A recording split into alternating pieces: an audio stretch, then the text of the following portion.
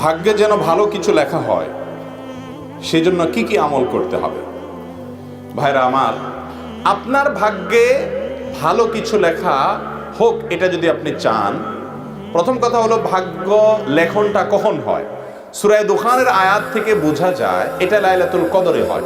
শবে বরাতে ভাগ্য নির্ধারণ হওয়ার ব্যাপারে যে সমস্ত বর্ণনা আছে সেগুলোর কোনোটি সহিহ বা বিশুদ্ধতার মানদণ্ডে উত্তীর্ণ নয়।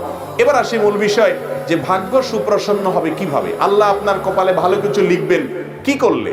নাম্বার এক, আপনি যখন আল্লাহর প্রতি ঈমান আনবেন, আপনার মধ্যে যখন তাকওয়া থাকবে, তাকওয়া আল্লাহর কথা মেনে চলার মানসিকতা থাকবে, হালাল হারাম বাজ বিচার করে চলার চেতনা আপনার অন্তরে থাকবে, এই ব্যক্তির জিন্দেগিতে আল্লাহ তাআলা বরকত খুলে দিবেন। কোরআনে আল্লাহ ওয়াদা করেছেন, ওয়ালাউ আন্না আহলাল কুরআ আমানু ওয়াত্তাকাউ লাফাতাহনা আলাইহিম বারাকাতিম মিনাস সামা।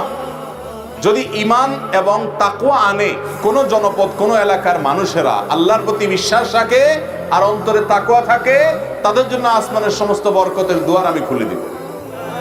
প্রকৃত কল্যাণের অধিকারী যদি হতে চান, আপনার কপালে কল্যাণ লেখা হোক এটা যদি চান, তাহলে আপনাকে আল্লাহর প্রতি ঈমান এবং তাকওয়া আনার চেষ্টা করতে হবে। ভাইরা আমার, আমাদের দেশে বেশিরভাগ মুসলমানরা বা সারা দুনিয়াতেই আমরা মনে করি যে আল্লাহ আমাকে এক গাদা টাকা দিয়ে দিলে, অনেকগুলো সম্পদ দিয়ে দিলে, বিশাল ব্যাংক ব্যালেন্স হয়ে গেলে, অনেক জমি জমা হয়ে গেলে, অনেক পাওয়ার হয়ে গেলে আমি বোধহয় আল্লাহর প্রিয় পাত্র হয়ে গেলাম।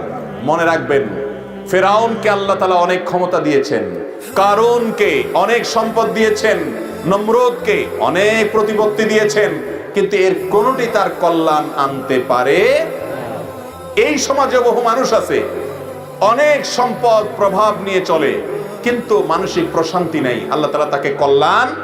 আবার অনেক গরিব মানুষ আছে, আল্লাহ তাআলা তাকে অনেক সুখে রেখেছেন। এই জন্য ওই আল্লাহর বান্দা তিনি সুখী মানুষ, অথচ সম্পদ নাই, এই জন্য সুখের সাথে সবসময় সম্পদের সম্পর্ক থাকে।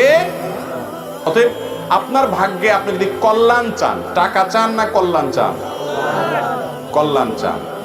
সুখ চান না পয়সা চান? যদি সুখ এবং কল্যাণ চান, প্রথম কাজ হলো ঈমান এবং তাকওয়া লালন করতে হবে। মুত্তাকিরা কষ্টের মধ্যেও হাসে, দুঃখের মধ্যেও হাসে। নমরুদ প্রাসাদ থেকেও শান্তি পায়নি, ইব্রাহিম আলাইহিস সালাম অগ্নিকুণ্ডে থেকেও শান্তি পেয়েছেন।